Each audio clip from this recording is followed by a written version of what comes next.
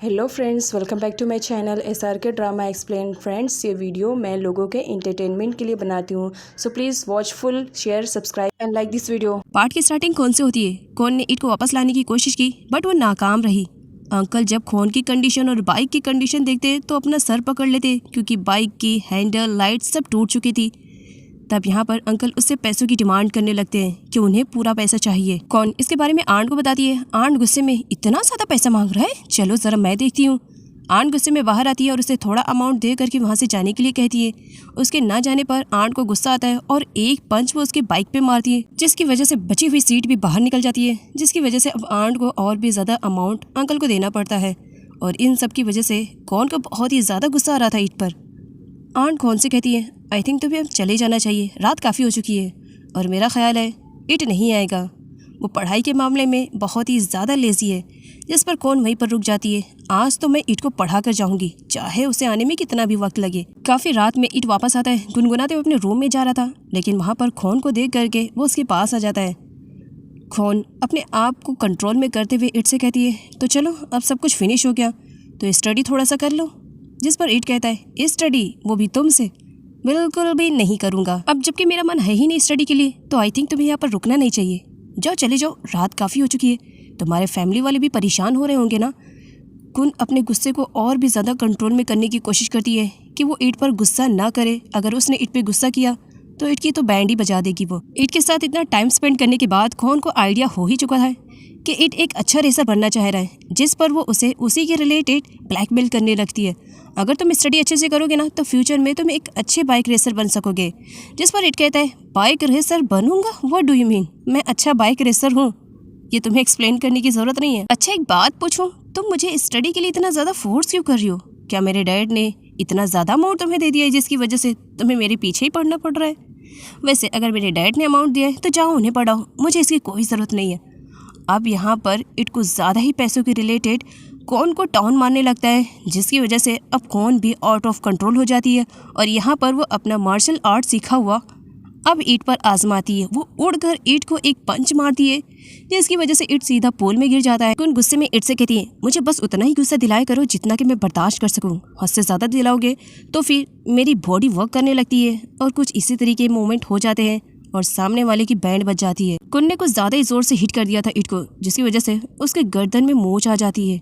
अब वो अपने गर्दन को पकड़े हुए अपने डैड के पास जाता है और कौन की कंप्लेन करते हुए कहता है, आप देख रहे हो उसने मेरी क्या हालत कर दी है, मुझे वो बिल्कुल भी बर्दाश्त नहीं होती है, इसी वजह से मैं उससे बिल्कुल भी ट्रेनिंग नहीं लूँगा, ना ही स्टडी करूँगा। जिस पर डैड ईट से कहते हैं कि वो ये डिजर्व करता है क्योंकि उसी ने कुछ किया होगा जिसकी वजह से कौन ने उसे हिट किया।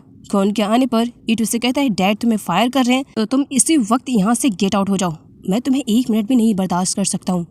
और अगले सीन में ईट को दिखाया जाता है जो कि माया के पास कॉल करता है और उससे पूछता है कि वो कहाँ पर है। माया बताती है कि वो ट्रेनिंग पर है, जिस पर ईट भी वहाँ पर आने के लिए कहता है। और जबकि यहाँ पर आंट उसे रोकने की कोशिश कर रही थी। ये तो दिखाया जाता है खोन को बहुत ज़्यादा बुरा लगता है, तो इसी वजह से वो ईट के डैड को पूरे पैसे लौटाती है कि अब से वो यहाँ पर नहीं आएगी। जिस पर ईट के डैड कहते हैं, बट मैंने तो कभी नहीं कहा कि मैं तुम्हें फायर कर रहा हूँ। जिस पर कौन कहती है, इसका मतलब आप मुझे फायर नहीं कर रहे हो? जिस पर डैड कहते हैं, नहीं। और यहाँ पर डैड खोन को और भी ज़्यादा अमाउंट देने की बात करते हैं कि अगर वो ईट को हैंडल कर लेगी तो खोन रेडी हो जाती है। खोन आंट से पूछती है कि इस वक्त ईट कहाँ जा सकता है। आंट बताती है कि वो माया के पास गया होगा और साथ ही उसे लोकेशन भी सेंड कर देती है। अब यहाँ पर आंट को दिखाया जाता है जो कि ईट के डैड से कहती है, क्या आप सच में ऐसा करने वाले हो बॉस? जिस पर ईट के डैड आंट से कहते हैं, ऑफ कोर्स मैं ऐसा ही करूँगा, अगर ईट अपनी स्टडी को लेकर के सीरियस नहीं होएगा तो मैं उसे बोर्डिंग स्कूल में भेज दूंगा। आंट मना करती हैं कि वो ईट के साथ ऐसा ना करे। और इधर खोन को दिखाया जाता है, अनफॉर्चुनेटली एक बार उसी बाइकर वाले अंकल से उसकी टक्कर हो जाती है और बाइक न्यू है कहकर उनसे एक बार फिर से बाइक की डिमांड करती है। अंकल मना कर देते हैं, जिस पर खोन उनके बाइक की निकाल करके फेंकने की एक्टिंग करने लगती है। अंकल अपनी की ढूंढने लगते हैं, जिस पर खोन कहती है, अंकल गुड बाय, बस ज़्यादा नहीं, 2 घंटे में आपकी बाइक वापस लेकर आ जाऊँगी कहकर वहाँ से बाइक लेकर चली जाती है। अंकल खून पर गुस्सा करते हैं, लेकिन बाद में उन्हें याद आता है कि कितना ज़्यादा अमाउंट मिला था तो खुश हो जाते हैं। अगर बाइक दोबारा से ख़राब हुई तो डबल अमाउंट मांगूंगा। इधर माया को दिखाया जाता है जो वी के साथ मिल करके अपनी ट्रेनिंग कर रही थी। ट्रेनिंग में माया बहुत ज़्यादा मिस्टेक कर रही थी और उसका करेक्शन वी कर रहा था। वी उसे बताता है कि उसे किस तरीके से गन को होल्ड करना चाहिए, अपने हाथों को किस तरह से मूवमेंट करना चाहिए, और ये बताते हुए वो उसके कुछ ज़्यादा ही क्लोज आ जाता है। तभी वहाँ पर इट की एंट्री होती है। इट को बिल्कुल भी आइडिया नहीं है कि माया का ट्रेनर वी है, और जब यहाँ पर माया के थ्रू उसे मालूम पड़ता है कि वी उसका ट्रेनर है तो उसे बुरा लगता है। इट माया से कहता है कि वो अपने ट्रेनर को चेंज करे, लेकिन ये करने के लिए माया बिल्कुल भी रेडी नहीं थी। इट माया को अपने साथ लेके जाने लगता है, जिस पर माया मना करती है। मेरी ट्रेनिंग चल रही है और इस वक्त मैं तुम्हारे साथ नहीं जा सकती हूँ। इस पर इट कहता है, लास्ट टाइम तुमने मुझसे प्रॉमिस किया था कि जब भी मेरा कंपटीशन होएगा तो तुम मुझे चेयरअप करने के लिए चलोगी, तो आज मेरा कंपटीशन है, चलो मुझे चेयरअप करने के लिए। माया मना कर रही थी और इट नहीं मान रहा था। तभी बीच में मानी को आना पड़ता है। मानी कहते हैं, इट्स ओके, चलो डिसाइड करते हैं कि माया किसके साथ जाएगी, वी के साथ ट्रेनिंग कंटिन्यू करेगी या इट के साथ उसके पास जाएगी चेयरअप करने के लिए। यहाँ पर मानी वी और इट दोनों को एक ही टास्क देती है कि जो भी अच्छे से शूट करेगा और निशाना प्रॉपर तरीके से लगाएगा तो वही विनर रहेगा और माया उसके साथ जाएगी। इट शूट करता है। उसके बाद टर्म आती है वी की। वी जो कि एक पुलिस ऑफिसर है और उसका निशाना तो बहुत ही ज़्यादा सही है, बट फिर भी इट की खुशी के लिए वो अपना निशाना गलत तरीके से लगाता है, जिसकी वजह से वो इसमें जीतता नहीं है। और ये सब माया नोटिस कर लेती है कि वी ने जानबूझकर ये सब इट के लिए किया है।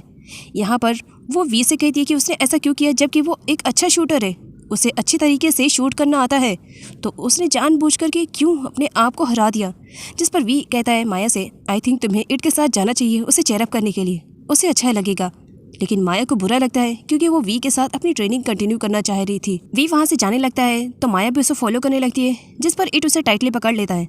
मैं जीत गया हूँ तो तुम्हें आई थिंक मेरे साथ चलना चाहिए। तभी मानी के पास डायरेक्टर का कॉल आता है जो कि माया को एक न्यू फिल्म साइन करने के लिए बुलाते हैं।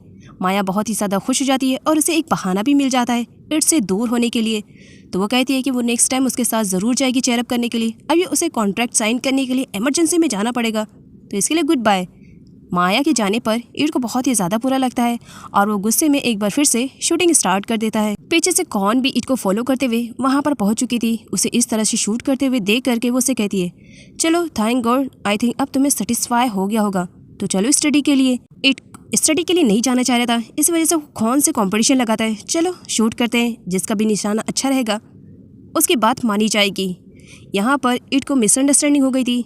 वी ने जानबूझ करके अपने आप को हरा दिया था और इट को ऐसा लग रहा था कि वो एक अच्छा शूटर है। अब जब उसका पाला खोन से पड़ता है तब उसे रियलाइज़ होता है कि वो अच्छा शूटर नहीं है, क्योंकि खोन तो उससे काफ़ी अच्छी तरीके से शूट कर रही थी। पीछे बहुत सारे लोग आ जाते हैं देखने के लिए खोन और इट का कंपटीशन, जहाँ पर सारे लोग मिल करके खोन की तारीफ़ करते हैं कि वो एक लड़की होने के बावजूद भी कितनी अच्छी तरीके से शूट कर रही है। खोन जब अपने कंपटीशन को कंप्लीट करती है और इट को स्टडी के लिए ले जाने के लिए टर्न होती है, तब तक वहाँ से इट गायब हो चुका था। आगे इट को एक बाइक रेसिंग कंपटीशन में दिखाया जाता है जहाँ पर उसने पार्टिसिपेट किया था।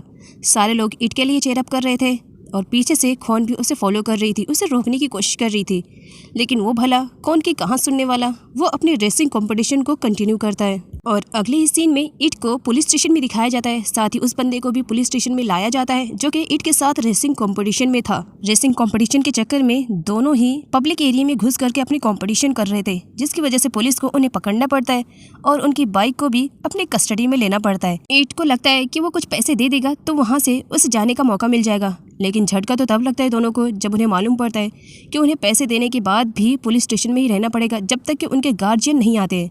अगली सीन में रेसर कंपटीशन वाले बॉय को दिखाया जाता है। उसके डैड आ करके उसकी अच्छी वाली पिटाई कर रहे थे। साथ ही वो ऑफिसर को कहते हैं कि एक काम करो, इसे कुछ टाइम के लिए जेल में ही बंद कर दो, ये यहाँ जेल में रहेगा तब इसकी अकल ठिकाने आएगी। जहाँ पर उस बॉय की मॉम आ जाती है और वो अपने ही हस्बैंड से लड़ने लगती हैं अपने बेटे के लिए और अपने बेटे को बचा करके जैसे तैसा वहाँ से लेकर के चली जाती है।